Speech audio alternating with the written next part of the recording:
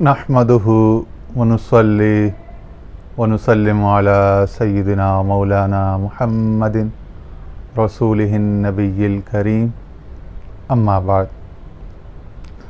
अच्छा जी, आवाज़ दोस्त सीज़न 3 या चैप्टर 3 की आज एपिसोड 3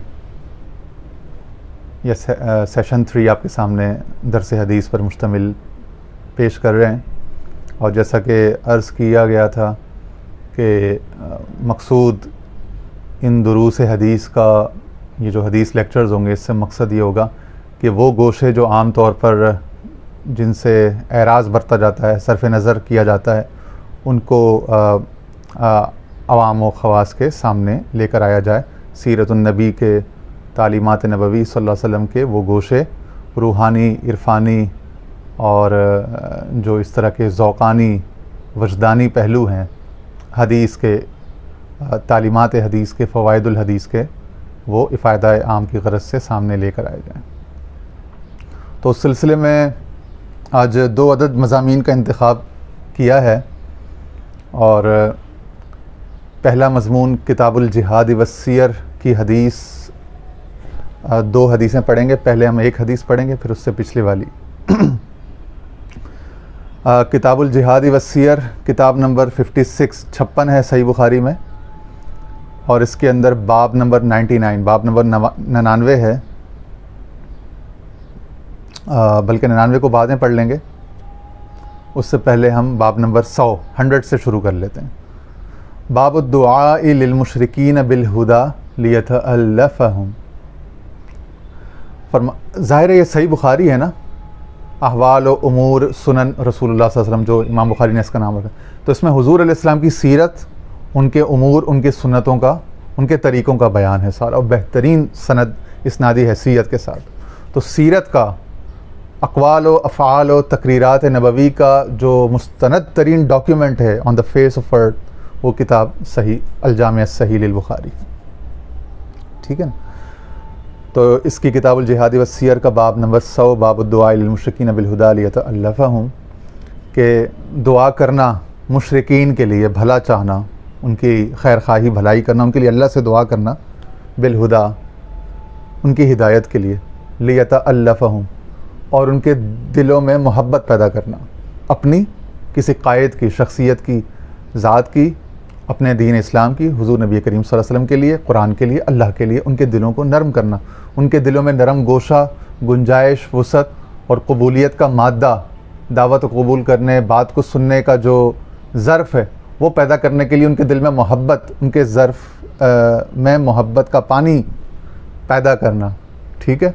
ये है लियतअल्लफहुम, ताकि वो मुअल्लफ़तुल क़ुलूब, एक ज़कात या सदक़ात की तक़सीम में एक 8 में से एक हिस्सा भी है, ठीक है ना, जो हेड्स हैं ना 8, उनमें से एक ये भी है मुअल्लफ़तुल क़ुलूब, जिसको हुज़ूर अलैहिस्सलाम ने जारी फरमाया कि तालीफ़ क़ल्ब के लिए, दिलों में मोहब्बत पैदा करने के लिए, मैलान, रुझान पैदा करने के लिए, जो मुश्रिकीन, कुफ़ार, या फिर बाज़ औक़ात जो नए नए मुसलमान होते थे, कच्चे पक्के डामाडोल, उनको सदक़ात और ज़कात में से हिस्सा दिया जाता था, ताकि उनका क़ुलूब माइल हो, मोहब्बत पैदा हो दीन इस्लाम की हक्कानियत की तरफ और आजे हों, ठीक है।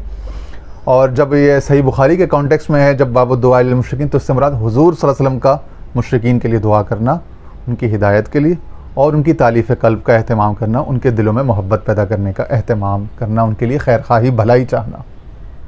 आपकी तालीम उमूमी है, अद्दीन अन-नसीहा, दीन सारा खैर खाही है, भलाई है, बदखाही, बद्दुआ नहीं, ठीक है। ये आप हदीस सुने और समझें कि हमें आज के दौर में किस तरह से इसको समझने की और अपने इससे इस्तिलाह का पहलू लेने की ज़रूरत है। हदीस नंबर 2937 2937 है। क़ाल हद्दसना अबुल यमान अख़बरना शुअैब हद्दसना अबू ज़िनाद अन्ना अब्दुर्रहमान क़ाल क़ाल अबू हुरैरा रज़ियल्लाहु तआला अन्हु क़दिम तुफ़ैल इब्न आमिर अद-दौसी व अस्हाबुहु अला नबी सल्लल्लाहु अलैहि वसल्लम फ़क़ालू, कह रहे हैं एक कबीला था दौसी, उसके कुछ असहाब, हज़रत तुफ़ैल बिन अम्र अद-दौसी सहाबी रज़ियल्लाहु अन्हु और उनके कुछ दोस्त, वो हुज़ूर सल्लल्लाहु अलैहि वसल्लम की मजलिस में आए एक दिन। फ़क़ालू, और कहा, या रसूलल्लाह सल्लल्लाहु अलैहि वसल्लम इन्न दौसन असत व अबत, सरकार मदीना, या रसूलल्लाह सल्लल्लाहु अलैहि वसल्लम, जो हमारे कबीला दोस्त के लोग हैं دوست جو قبیلہ ہے نا، اوس خزرج اور بنی تمیم اور یہ بنو طے، یہ جو قبائل ہوتے تھے، ٹرائبل سوسائٹی تھی نا، تو شہر قبیلوں کے نام سے، علاقے قبیلوں کے نام سے ہوتے تھے، قومیں قبیلوں کے نام سے، نسلیں قبیلوں کے نام سے ہوتی تھیں، ٹھیک ہے. تو قبیلے سے مراد علاقہ بھی ہو سکتا ہے، لازمی نہیں کہ وہ بلڈ سے، گاؤں، علاقہ، ٹاؤن. ان دوسن اسد، کہ جو دوس کے رہنے والے یا دوسی قبیلے کے لوگ ہیں وہ بڑے نافرمان ہو گئے ہیں، وہ ابد اور انکار کرنے لگے ہیں. یعنی قرآن کی یا آپ صلی اللہ علیہ وسلم کی دعوت کا پیغام جب ہم پہنچاتے ہیں تو اس کو سننا نہیں چاہتے.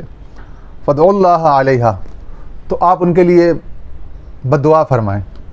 عربی زبان میں جب دعا علیہ آتا نا تو اس سے مراد اس کے خلاف یا اس پر بد دعا کرنا ہوتا ہے، اور دعا لہو ہوتا ہے تو اس سے مراد اس کے لیے نیکی کی، خیر کی دعا کرنا، بھلائی مانگنا.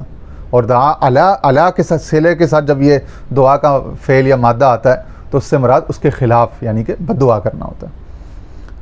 فقیل ہلکت دوسن، اب جو ان کے ساتھ جو دوست شکایت کرنے آئے تھے، اصحاب جو شکایت کرنے آئے تھے حضرت طفیل بن عمرو کے ساتھ، ان سب نے کہا بھائی اب تو تباہ ہو گیا. اگر حضور یعنی آپ نے شکایت کر دی تو انہوں نے کہا بس ہم نے شکایت کر دی اور حضور نے ایسا ہی کرنا جیسا کہ ہمارے جذبات ہیں. اپنے طور پر وہ یہ سوچ کر آئے ہیں کہ چونکہ ہمیں تکلیف ہے، ہمیں پریشانی ہے بوجوہ مختلف اسباب سے، اور اس میں اعتقاد کوئی بڑی وجہ نہیں تھی، مشرک تو وہ تھے ہی تھے، دین میں کوئی جبر نہیں ہے، ان کو اپنے اعتقادی اس میں آزادی تھی.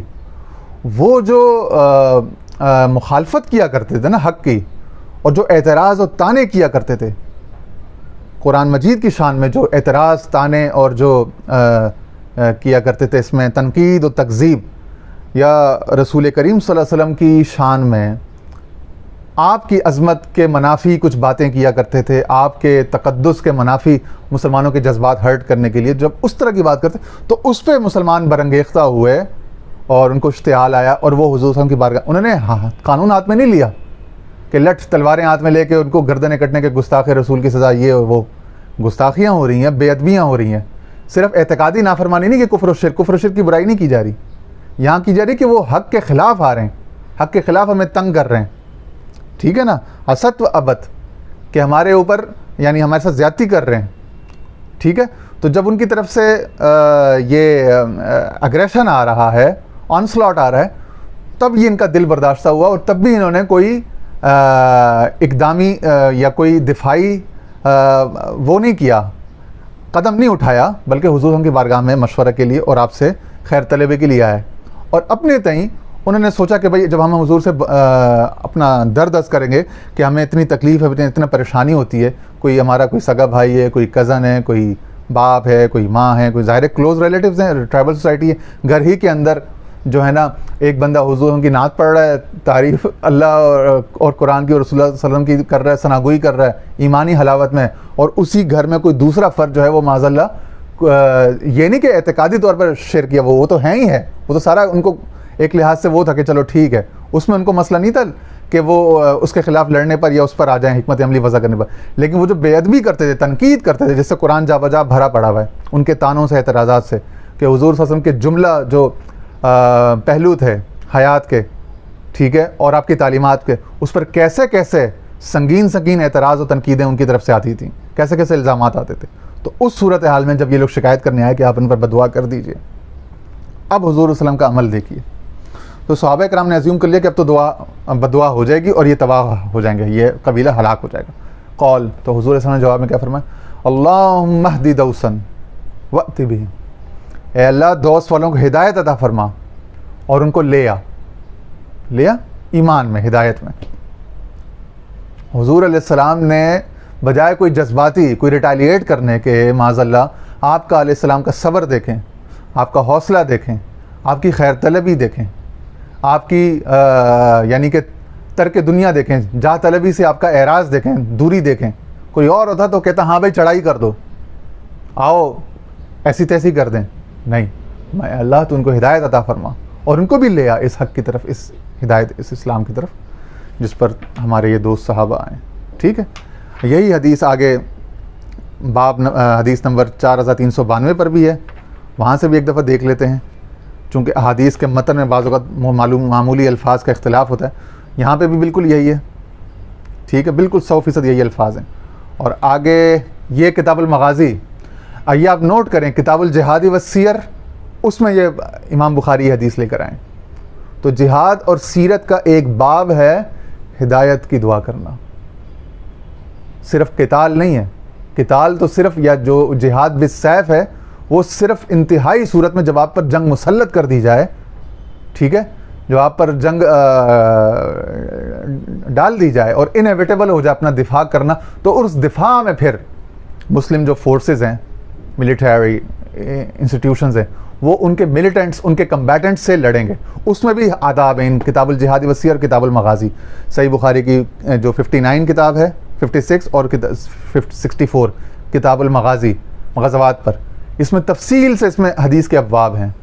اور اسی میں سے فقہی ابواب، فقہی احکام بھی نکلتے ہیں. تو آگے سے فقہا نے پھر انہی کے اوپر پھر فقہی آرابی، اس میں بھی انہوں نے کتاب الجہاد والسیر، کتاب الارتداد، کتاب الردہ، وہ تمام کتاب السیر، انٹرنیشنل لاء کی ساری جو وہ فقہ بناتے ہیں، تو اس میں یہیں سے احادیث سے، سیرت سے معاملات اخذ کرتے ہیں نا. ٹھیک ہے، تو آداب ہیں کہ کن کن سے لڑنا ہے اور کن کن سے لڑنا نہیں ہے. اور لڑنے کی بھی شرائط ہیں، قرآن مجید میں بھی حدیث میں بھی ہے کہ اگر جہاد بالسیف ہوگا بھی تو اول تو وہ دفاعی ہوگا کہ جب آپ پر حملہ یا جنگ مسلط کر دیا تو آپ نے اپنے دفاع میں کرنا ہے. اور اگر اقدامی کبھی ہوا بھی ہے تو وہ تمام تر جد و جہد کے اور تمام تر حجت جو تھی اس کو مکمل کرنے کے بعد، یعنی اس میں کیا، ریاست، عادلانہ منصفانہ ریاستی سیاسی نظام دینا، معاشی نظام، سوشل جسٹس دینا، تحفظ جان مال عزت آبرو سب کو دینا، اس کے بعد ان سے جزیہ طلب کرنا کہ اب جو تم کو ساری سیکیورٹیز اور تمام جو لگژریز دی جا رہی ہیں زندگی کی، اب یہ جس حق کے صدقے میں تصدق سے دی جا رہی ہے، یعنی دین قرآن، دین اسلام کی تعلیمات، اب اس کو تسلیم کر لو. نہیں تسلیم کرتے تو جزیہ دو، یعنی اس کی ایک ٹیکس ہے، ایک نان مسلم جو آپ کے ہوتے ہیں شہری، ان کے اوپر، ٹھیک ہے نا، ذمہ. تو اب آج کے دور میں کیا اس قسم کی کوئی پوزیشن ہے؟ آج تو مسلمان قوم ساری اغیار سے جو ہے نا وہ قرضوں پر پڑ رہی ہے. آج کہاں وہ کسی کو دینے کی پوزیشن میں، آج تو وہ لینے اور اتنا لے چکی ہے کہ وہ جو قرضہ لیا ہوا اس کا سود تک واپس کرنے کی، اصل زر کیا واپس کریں گے، سود تو معاشی طور پر اتنے گر چکے ہیں. تو آج ہمیں ویلتھ کریشن کی، معاشی طور پر مضبوط ہونے کی ضرورت ہے، اخلاقی طور پر، سیاسی طور پر، معاشرتی طور پر مضبوط، روحانی طور پر، ایمانی طور پر مضبوط ہونے کی ضرورت ہے. مجھے اقبال نے کہا تھا نا کہ ہو صداقت کے لیے جس دل میں مرنے کی تڑپ، پہلے اپنے پیکر خاکی میں جان پیدا کرے. وہ جان پہلے پیدا کرو تو پھر جا کے صداقت کے لیے لڑنا نا. ٹھیک ہے، آگے اسی طرح پھر حدیث نمبر 6397 ہے، کتاب الدعوات، دعاؤں کا باب.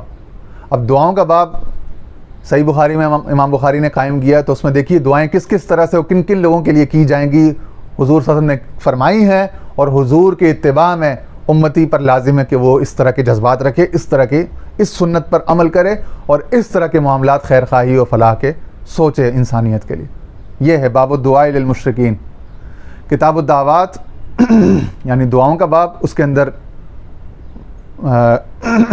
دعاؤں کی کتاب، اس کے اندر باب ہے کہ مشرکین کے لیے دعا کرنا. باب الدعاء للمشرکین، باب الدعاء النبی للمشرکین. یہاں پہ آپ النبی کو صلی اللہ علیہ وسلم کو معذوب سمجھے کہ حضور صلی اللہ علیہ وسلم نے جو مشرکین کے لیے دعا کی، اور اسی طرح مسلمانوں کے لیے اسوہ وضع کیا کہ وہ مشرکین کے لیے کس طرح سے، جو غیر مسلم ہیں یا ایون کے شرک کرنے والے، ان کے لیے کس طرح سے بھلائی چاہنی ہے، خیر فلاح کا اپنے دل میں جذبہ اور چاہت محبت رکھنی ہے. حدیث نمبر 6397، قدمت طفیل ابن عمر علی رسول اللہ صلی اللہ علیہ وسلم عن ابی ہریرہ رضی اللہ عنہ، اس کے راوی ہیں، فقال یا رسول اللہ صلی اللہ علیہ وسلم ان دوسا قد عصت وابت فدعوا اللہ علیہا فظن الناس انہ یدعو علیہم. یہ دیکھیں یہاں پہ صراحت کے ساتھ الفاظ آ گئے نا کہ حضرت طفیل ابن عمر الدوسی جو ہیں وہ رسول اللہ صلی اللہ علیہ وسلم کے پاس تشریف لائے اور عرض کیا رسول اللہ صلی اللہ علیہ وسلم کہ دوس قبیلہ جو ہے وہ بہت زیادہ باغی، بہت زیادہ نافرمان اور بہت زیادہ جارح ہو گیا ہے، آپ ان کے خلاف بددعا فرمائیے. فظن الناس انہ یدعو علیہم.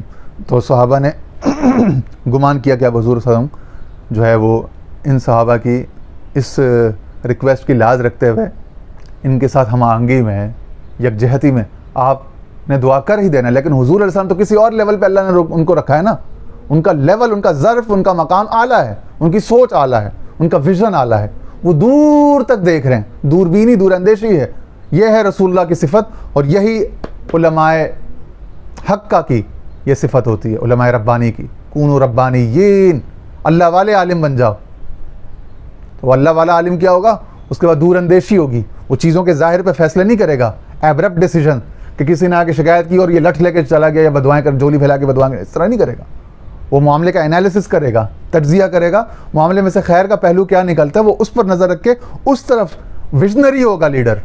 تو لیڈر، قائد، حضور اسلام کی اتباع کرنے والا سچا عالم ویژنری ہوگا. اگر اس کا ویژن نہیں ہے تو وہ حضور کا سچا وارث نہیں ہے. تو صحابہ نے گمان کیا کہ آپ صلی اللہ علیہ وسلم نے اب ہاتھ اٹھا دینے، بدعا کر دینی. فقال، مگر آپ نے کیا فرمایا؟ اللہم اہدی دوسا وأت بہم، اے اللہ دوس والوں کو ہدایت عطا فرما. الٹا دعا کر دی ان کے لیے. وأت بہم، ان کو بھی لے آ اسلام میں، ایمان میں، ان کو بھی ہمارا صحابی ہم خیال بنا دے. واہ، یہ ہے نا، یہ ہے نبوی فیض، یہ ہے نبوی سنت، نبوی سیرت، جس کی آج ہم کو سمجھنے کی ضرورت ہے. ٹھیک ہے. اسی طرح ایک اور واقعہ لے کر آئے ہیں، کتاب الجہاد والسیر، باب نمبر 99 باب هل يرشد المسلم اہل الکتاب او يعلمهم الکتاب. امام بخاری نے باب قائم کیا، ایک فقہی مسئلہ، ایک فتویٰ، ایک سوال استفتاء. کیا مسلمان کے لیے جائز ہے کہ وہ اہل کتاب کو یعنی یہود اور عیسائیوں کو ارشاد کرے، یعنی ان کو نصیحت کرے، ابلاغ کرے، دین کی باتیں بتائے، او یعلمہ الکتاب، یا ان کو قرآن مجید سکھائے؟ اب سنیے حدیث نمبر 2936 2936. قال حدثنا اسحاق اخبرنا یعقوب بن ابراہیم حدثنا ابن اخی ابن شہاب عن امہ قال اخبرنی عبید اللہ ابن عبداللہ ابن عتبہ ابن مسعود ان عبداللہ ابن عباس رضی اللہ عنہ اخبرہ ان رسول اللہ صلی اللہ علیہ وسلم كتب الى قیصر وقال فإن تولیت فإن علیک اسم الأریسیین وهم الاکارون ای الفلاحون. کہہ رہے ہیں کہ حضرت عبداللہ بن مسعود رضی اللہ عنہ نے روایت کی حضرت عبداللہ بن عباس رضی اللہ عنہ سے کہ انہوں نے ان کو بتایا کہ رسول اللہ صلی اللہ علیہ وسلم نے خط لکھا قیصر روم کی طرف، اور اس خط میں لکھا ہوا تھا فإن تولیت، کہ یہ ہماری چارٹر آپ سے یہ گزارش ہے، دعوت ہے، وہ ہم آگے پڑھ کے سناتے بھی ہیں آپ کو، اس میں سے کچھ چیزیں. فإن تولیت، اور اگر آپ اس سے روگردانی کرتے ہیں تو پھر دین حق کو قبول نہ کرنے کا جو آپ کا ذاتی اسم ہے، گناہ ہے، اس کے ساتھ وہ جو آپ کے ساتھ جو یہ جو مزارے، یہ جو فلاحون مطلب یہ جو کسان وغیرہ ہیں، یہ زمین کاشتکاری کرنے والے کاشتکار کسان، ان کا بھی کفر پر رہنے کا جو ذمہ ہوگا، وہ جو چونکہ آپ لیڈر ہیں، آپ بادشاہ ہیں، آپ کے خوف کی وجہ سے وہ نہیں آئیں گے، اور آپ کے آ جانے کی وجہ سے آپ کی اتباع میں وہ بھی آ جائیں گے. تو چنانچہ اگر آپ نہیں لاتے، حق کو سمجھنے اور آپ انصاف کرنے والے ہیں، آپ سمجھنے والے ہیں اس بات کو، تو آپ لے آئیں. اگر آپ نہیں لاتے تو پھر آپ کو پتہ پوری قوم جو ہے نا وہ کفر پر رہ جائے گی، اس کی ذمہ داری پھر کس پر ہوگی؟ تو یہ ہے. تو یعنی کہ اہل کتاب کو اسلام کی دعوت بھی دی جا رہی ہے، اہل کتاب کو قرآن کا پیغام بھی دیا جا رہا ہے، اور اسی سے سنت اور اسوہ وضع ہو رہا ہے کہ تمام لوگوں کے لیے اب جائز ہو گیا، بلکہ پسندیدہ ہو گیا، مندوب ہو گیا. اچھا، اب یہ آگے تفصیل سے یہ حدیث آئی ہے اگلے کتاب الجہاد والسیر، باب نمبر 102 باب دعاء النبی صلی اللہ علیہ وسلم الی الاسلام والنبوہ والا یتخذ بعضهم بعضا اربابا من دون اللہ، کہ حضور صلی اللہ علیہ وسلم کی دعا یا حضور کی دعوت اسلام کی طرف اور نبوت کی طرف بلانے وا. اور یہاں پہ اسپیسیفک کانٹیکسٹ میں اہل شام کو، جو ہرقل روم تھا نا، قیصر روم تھا، اس کی بات ہو رہی ہے. اور یہ کہ تم میں سے کوئی جو ہے خدا کے سوا کسی کو خدا نہ بنائے، اپنا الہ معبود نہ بنائے. ٹھیک ہے. یہ طویل حدیث ہے. یہ حدیث صحیح بخاری کی شروع میں کتاب بدء الوحی کی حدیث نمبر 7 بھی یہی ہے، اور یہاں پہ حدیث نمبر اس باب میں 2940 2940 بھی یہی ہے. اس میں سے ایک بات نکلے گی، اس بات کے اوپر پھر ہم آگے ایک اور حدیث آپ کو انشاءاللہ سنائیں گے. تو اس میں ایک تو یہ ہے نا کہ کچھ اس میں یہ ہے کہ جب وہ ہرقل روم جو ہے وہ کہتا ہے کہ جب اس کے پاس شام کا تجارتی وفد گیا ابو سفیان کی قیادت میں، قریش کا وفد، تو ابو سفیان حضور صلی اللہ علیہ وسلم کے چچا تھے. اب اس وقت ابو سفیان مسلمان نہیں تھے جب یہ شام گئے تھے. اس وقت ہرقل روم نے، جو قیصر روم تھا، اس نے مختلف سوالات پوچھے کہ تم میں سے کون حضور صلی اللہ علیہ وسلم کے قریب ہے، جو نبوت کا نیا دعویٰ کرنے والا نبی آئے ہیں. تو ابو سفیان نے کہا میں ان کا چچا ہوں، میں ان کا سب سے قریب ہوں. پھر ابو سفیان سے وہ سارے سوال جواب ہوتے ہیں. اب اس میں ایک دو باتیں ایسی ہیں جو، ایک تو یہ ہے کہ فَزَعَمْتُ أَنَّهُ يَأْمُرُكُمْ أَن تَعْبُدُوا اللَّهَ وَلَا تُشْرِكُوا بِهِ شَيْئًا وَيَنْهَاكُمْ عَمَّا كَانَ يَعْبُدُ آبَاؤُكُمْ وَيَأْمُرُكُمْ بِالصَّلَاةِ والصدق والعفاف والوفاء بالعهد وأداء الأمانة وهذه صفة النبي صلی اللہ علیہ وسلم قد كنت أعلم أنه. اچھا تو وہ جب وہ ساری پراپرٹیز بتائیں انہوں نے تو انہوں نے پوچھا کہ تمہارے نبی کیا پیغام کیا ہے رسول اللہ صلی اللہ علیہ وسلم کا، وہ کیا ان کی دعوت کیا؟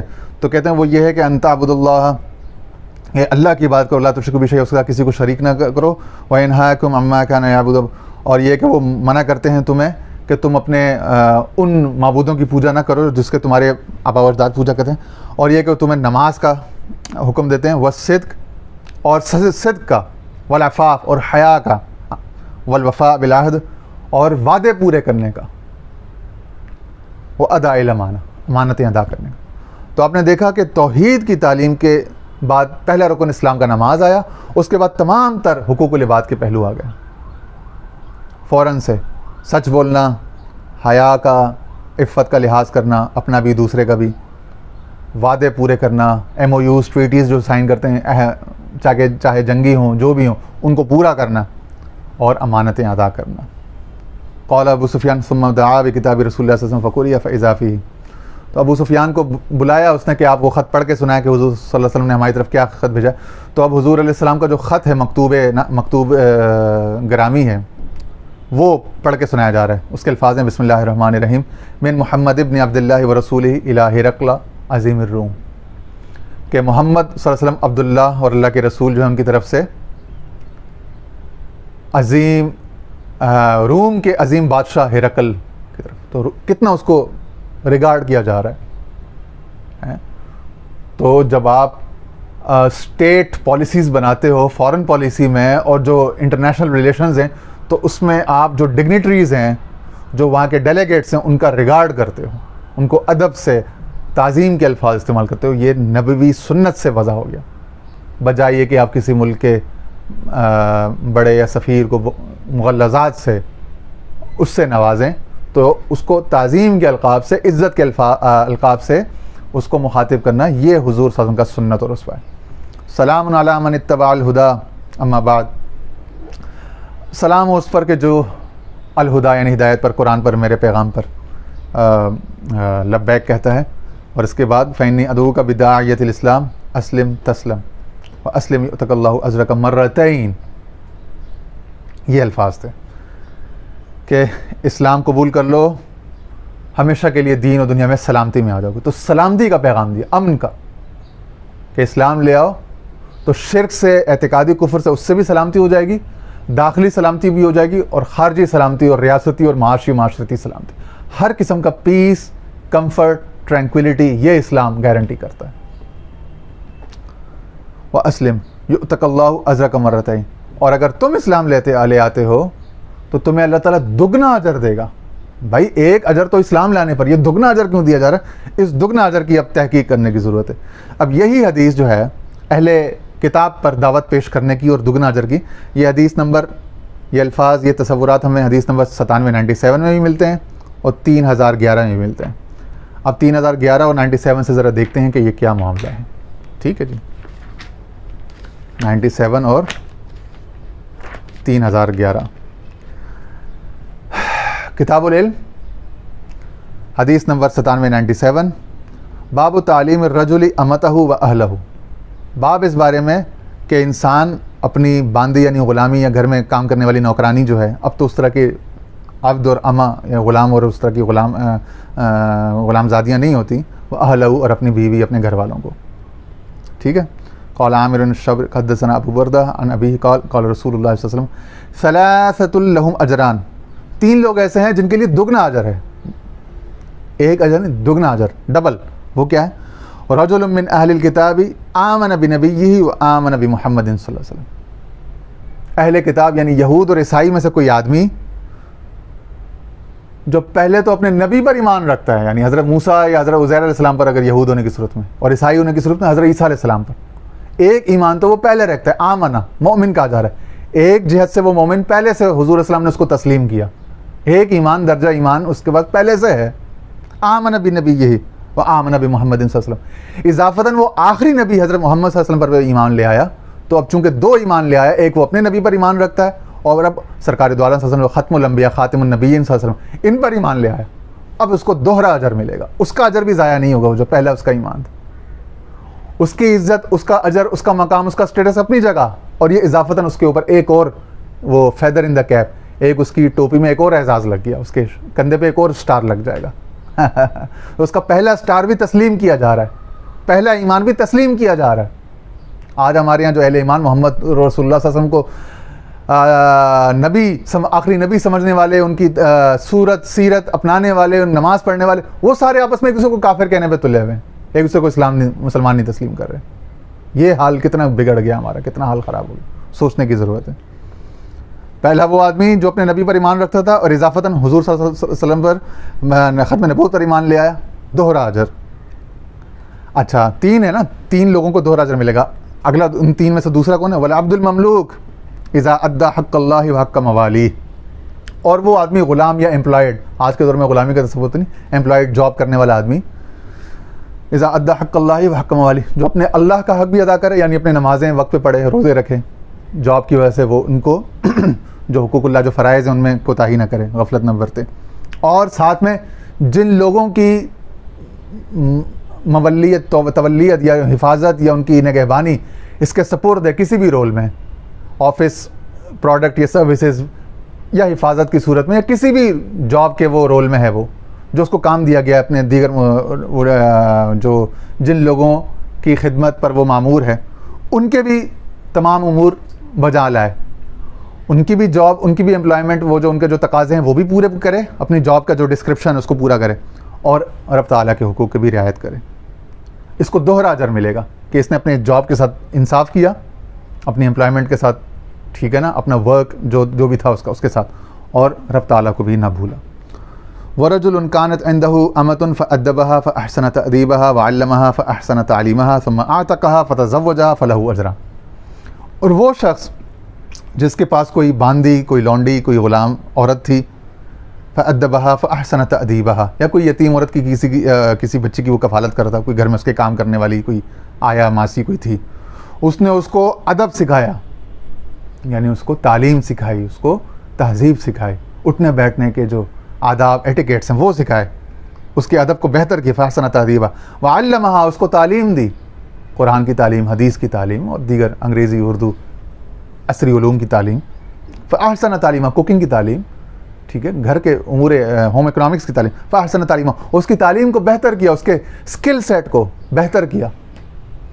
آج ہم میں سے کون اپنے نوکروں کے, اپنے گھر میں کام کرنے والوں کے اسکل سیٹ کو بہتر کرنے پر توجہ دے رہا ہے؟ ہمارے تو کنسرن ہی نہیں ہے یہ بالکل. ہم تو اس کو دین کا یا اسلام کو کی ڈیوٹی سمجھتے ہی نہیں ہیں, اس کو نیچ شودر سمجھتے ہیں, گھر میں کام کرنے والے کو, کام کے لیے آنے والے کو, بلکہ ایون اپنا کوئی رشتہ دار اگر مالی طور پر نیچے گر جائے اس کو شودر سمجھتے ہیں, اس سے نفرت, بیزاری کا اظہار کرتے ہیں. ثم اعتقها فتزوجها, پھر اس کو آزاد کر دے, اس کو ریلیکس کر دے, جب اس کی ضرورت نہ رہے, یا جب بڑا ہو جائے, جب اس کے زندگی میں کوئی اپرچونٹی آئے تو اس کو باندھ کے نہ رکھے. تمہاری زندگی میں جتنے لوگ تمہارے زیر نگر, زیر نگین, زیر دست ہیں, ان کی زندگی میں کوئی اپرچونٹی آ رہی ہے پھلنے پھولنے کا, اسکل سیٹ امپروو کرنے کا, معاش امپروو کرنے کا, تزویج کا, تزوج کا, شادی کا کوئی موقع آ رہا ہے, تو بلیک میل نہ کرو, ان کو اپنے ساتھ باندھ کے نہ رکھو, قبضہ نہ کرو کسی انسان پر, چھوڑ دو اس کو, جانے دو. تو freedom of humanity, freedom of expression, Liberty, یہ ویلیوز سرکار نے سکھائی ہیں صلی اللہ علیہ وسلم, کہ کسی پر قابض نہ بنو, کسی کو زرخرید غلام نہ سمجھو, بلیک میل نہ کرو, ہراساں نہ کرو, پریشان نہ کرو, اس کو واسطے, پرانے تعلق کے واسطے دے کے اس کو بلیک میل کر کے کسی کی زندگی میں اپرچونٹی آ رہی ہے اس کے ڈور کو بند نہ کرو. ہمارے یہاں قدم قدم پہ کھلنے والے اپرچونٹیز کے ڈور کو بند کیا جاتا ہے, اپنے سگے بھائیوں پر, اپنی اولادوں پر, اپنے بچوں پر, اپنے دوستوں پر, اپنے قریبی لوگوں پر بند کیا, حسد کی وجہ سے کوئی ہم سے آگے نہ نکل جائے. وہ کہہ رہے ہیں اپنا تو ہمارا نوکر ہے, غلام ہے, کسی وہ نیچ ذات کو, اس زمانے میں تو ہوتا نا افریقہ سے غلام آتے تھے, وہ زر خریدے ہوئے, وہ بکری اور بھیڑ بکری کی طرح استعمال ہوتا ہے. ان کو کہا جا رہا ہے کہ ان کی شادیاں کراؤ, ان کی زندگی میں اپرچونٹی آئے تو ان کو پورا ایکسل کرنے دو, پورا موقع دو. اسی لیے آپ نے دیکھا نہیں, بڑے بڑے محدث ہمارے یہاں, مولا ابن عباس, مولا عمر, ان کے نام کو مولا, آزاد کردہ غلام, وہ فلانے صحابی کا آزاد کردہ غلام, فلانے صحابی کے آزاد کردہ غلام, فلانے صحابی کا آزاد کردہ غلام, وہ حدیث میں امام ہے. تو اس سے ہمیں پتہ چلتا ہے کہ ہمارے صحابہ جو تھے, ہمارے تابعین جو تھے, ان کا اخلاق کا لیول, ان کا ظرف کیا تھا, ان کی طبیعتوں میں کتنی عظمت تھی, کتنی وسعت تھی, کتنی کشادگی تھی انسان کے لیے. کہ غلام نسل کے لوگوں کو انہوں نے بادشاہتیں دی ہیں. جب اپرچونٹی آئی اس کو کھلا چھوڑ دیا, جاؤ جتنا آگے جا سکتے ہو جاؤ, اور وہ آگے نکل گئے ان سے آگے. یعنی وہ مولا جو حدیثوں میں جو ان کے جو القاب آتے ہیں, اسماء الکنا والالقاب, یا حدیث میں باقاعدہ کتابیں آتی ہیں کنیتوں کی, کتاب الموالی, موالیوں کی یعنی یہ جو آزاد کردہ غلام ہیں ان کے اوپر پوری کتابیں ہیں علم الرجال میں, کہ کون کون سے محدث, کون کون سے ائمہ حدیث کسی کے آزاد کردہ غلام تھے, کون کون سے تابعین, اور کون کون سے صحابہ, کون کون سے تبع تابعین وہ غلام ذات سے تھے, کسی کے آزاد کردہ تھے, اور وہ علم میں اتنے آگے نکلے ہیں, وہ زمین میں گھومنے پھرنے میں, سفر میں اتنے آگے نکلے, تاریخ میں نام بنانے میں اتنا آگے نکلے, یہاں تک کہ بعض تو ان میں بادشاہ و وزیر تک بنے. یہ ہے اسلام کی پروگریشن. یہ پروگریسو اسلام کوئی نہیں دکھا رہا آج. یہ اسلام کی عظمت, اسلام کا لوگوں کو موقع دینا, ان پر کوئی قدغنے نہ لگانا, ان کو پورا زندگی میں ایکسل کرنے کا, ایڈوانس کرنے کا, گرو کرنے کے مواقع فراہم کرنا, یہ حضور کی حدیث سے, سنت سے, صحابہ کی اسوہ سے ثابت ہے. اس بارے میں بلکہ بات بھی نہیں ہوتی, ہم نے زندگی میں کبھی نہیں سنی. سر کے پان سے لے کے پاؤں تک کے ہمارے بال سفید ہو گئے, 40 سال عمر ہونے کو آ رہی ہے. بتانا اب ہمیں انیشیٹو لے کے یہ چیزیں حضور کی سنت و سیرت میں سے لے کے بتانی پڑ رہی ہیں. کاش کسی نے ان پہلوؤں پر, ان روشن پہلوؤں پر, ان اسلام کے قابل فخر روایات پر بات کی ہوتی. ثم کہا, پھر اسے کھلا چھوڑ دے, فتزوجھا, پھر اس کی شادی بھی کرائے, فلہو اجران, اس کے لیے دوہرا اجر ہے, ڈبل اجر ہے, دوہرا اجر. آگے چلیے, یہی حدیث ملتے جلتے الفاظ کے ساتھ حدیث نمبر 3011 پر آئیے, کتاب الجہاد والسیر, اور جہاد اور سیر کے باب میں. جہاد اور سیرت کا, جہاد کا, مغازی کا ہمارے ذہن میں کیا تصور, معذرت کے ساتھ بعض طبقات نے کتنا گھناؤنا, کتنا بوگی مین بلا والا تصور ڈالا ہوا ہے ہمارے ذہن میں. یہ ان کی اپنی نااہلی, نادانی, کمقلی اور زیادتی ہے اسلام کے ساتھ. اس کا اسلام سے کوئی تعلق نہیں ہے. کسی نے جہالت کی ہے, کسی نے شیطانی کی ہے, اس کی اپنی شیطنت ہے, اس کی اپنی خباثت ہے. اسلام اس سے بری ہے. جو اس دن ہم نے حدیث سنائی تھی نا, کہ دین میں کوئی تشدد کرے گا, دین کو کوئی تشدد پسند بتانا چاہے گا, وہ دین کو نہیں خراب کر سکے گا. دین کا امیج ستھرا رہے گا, اعلیٰ اونچا رہے گا, دین اس پر غالب آ جائے گا. وہ اپنی خباثت طبع اور جہالت طبع کے باعث دین کو مغلوب نہیں کر سکے گا. یہ حدیث صحیح بخاری کی پچھلے ہم نے کسی لیکچر میں سنائی ہوئی تھی. تو کتاب الجہاد والسیر, باب نمبر 145, باب فضل من اسلم من اہل الکتابین. اہل کتاب میں سے, اہل الکتابین تسنیہ کا صیغہ ہے کہ دونوں کتاب, یعنی کہ یہود ہوں یا عیسائی ہوں, کوئی بھی اہل کتاب ہوں, ان میں سے اگر کوئی اسلام لے آتا ہے تو اس کی فضیلت کیا ہوگی. یعنی وہ اسلام میں ایسا ہے جیسے ایک حدیث بھی ہے نا, کہ جو جہالت کے دور میں جو تم میں سے معزز مکرم تھے, وہ اسلام میں آنے کے بعد بھی معزز مکرم رہیں گے. ٹھیک ہے, تو یہاں پہ فرما رہا ہے, یہاں پہ فرمایا جا رہا ہے باب فضل من اسلم, کہ وہ جو اہل کتاب میں سے ہو اور پھر اسلام لیا, اس کی کیا فضیلت ہے, اس کی فضیلت. حدیث نمبر 3011, قال حدثني ابو بردہ انه سمع اباہ عن النبی صلی اللہ علیہ وسلم قال ثلاثة يؤتون اجرهم مرتين. فرمایا سرکار دو عالم صلی اللہ علیہ وسلم نے, 3 لوگ ایسے ہیں کہ جن کو دوہرا اجر, ڈبل اجر ملے گا. اور الرجل تكون له الامة فيعلمها فيحسن تعلیمها. پہلا وہ شخص جس کے پاس کوئی باندی, کوئی لونڈی, کوئی غلام ہو, کوئی یتیم لڑکی اس کی پرورش میں ہو, وہ اس کو بہت اچھی تعلیم دے اور اس کا بہت اچھا, ويؤدبها فيحسن ادبها, اس کا ادب, اس کے اخلاق, اس کی تعلیم, سب چیزوں کو بہتر کرتا جائے. صرف یہ نہیں کہ اس کو مہینے کی ایک تنخواہ دے کے کہ میں نے اس کو بڑا احسان کر دیا, صدقہ خیرات زکوٰۃ دے کے, رمضان میں راشن دے کر, یہ نہیں ہے. یہ اسلام نہیں ہے. یہ اسلام کا لویسٹ لیول ہے, بلکہ یہ اسلام سے باہر کا لیول ہے, انسانیت, عام انسانیت کا لیول ہے. اسلام اس کی تعلیم, اس کی اسکل سیٹ, اس کی پوری پرسنالٹی ڈیولپمنٹ پر بات کر رہا ہے. جس طرح اپنی اولاد کے لیے سوچتے ہو, اپنی ذات کے لیے سوچتے ہو, اس طرح کے اسلام وہ ہے, وہاں لے کے جاتا ہے. اسلام وہ چاہتا ہے. ثم یعتقها فیتزوجها, پھر اس کو آزاد بھی کر دے اگر اس کی زندگی میں کوئی ایسا موقع آ جائے جہاں اس کے لیے بہتر اپرچونیٹی, تو اس کو جانے دے, کھلا چھوڑ دے. اور اگر اس کی شادی کا کوئی پیغام ہے تو اس کی شادی بھی کرائے, جس طرح اپنی اولاد کی کراتا ہے. فلہو اجران, اس کے لیے دوہرا اجر ہے. ومؤمن اہل الکتاب الذی کان مؤمنا, یہ الفاظ تھے, وہ مؤمن اہل الکتاب الذی, اور اہل کتاب میں سے وہ مومن, الذی کان مؤمنا, جو پہلے بھی مومن تھا. حالانکہ یہودی عیسائی ہے, اپنے نبی پر ایمان رکھتا ہے, حضور علیہ السلام نے اس کو مومن کہا. وہ مؤمن اہل الکتاب الذی, اہل کتاب میں سے وہ مومن, 2 مرتبہ اسے مومن کا، وہ مؤمن اہل الکتاب الذی کان مؤمنا، وہ مومن جو اہل کتاب میں سے جو پہلے مومن تھا، ثم آمن بالنبی صلی اللہ علیہ وسلم، اور پھر اس نبی پر، تمہارے نبی پر ایمان لے آئے. عہد حضوری کا ہے نا آخر الف لام النبی پر، پھر اس نبی پر، تمہارے نبی پر، محمد رسول اللہ صلی اللہ علیہ وسلم آخری نبی پر ایمان لے آئے. اور پہلے اپنے نبی پر ایمان رکھتا تھا، پہلے مومن تھا، اب اس کا ایمان اگلے لیول میں چلا گیا، بہتر ہو گیا، اس کا ایمان ڈبل ہو گیا، فلہو اجران، اس کے لیے اجر بھی ڈبل ہو گیا.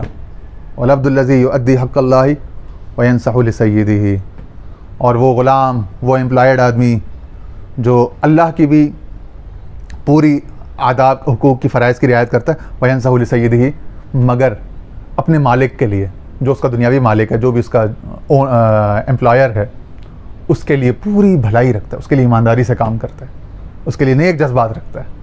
ایسا نہیں کہ نماز پڑھ آتا ہے پیچھے دل میں اس کو گالیاں اور غصہ دکھا رہا ہے.